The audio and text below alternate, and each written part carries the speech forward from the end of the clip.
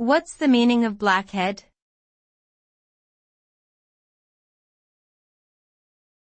Blackhead.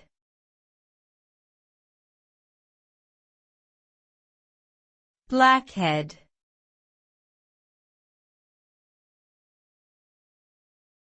Blackhead.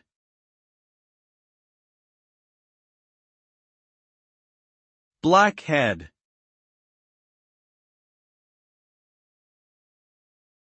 A blackhead is a type of acne. It is caused when pores become clogged with oil and dead skin cells. The pore stays open, allowing the trapped material to oxidize and turn black. Blackheads are commonly found on the nose, chin, and forehead, but can appear on other parts of the body as well. They are not necessarily a sign of uncleanliness or poor hygiene, but can be influenced by hormonal changes, genetics, and certain medications.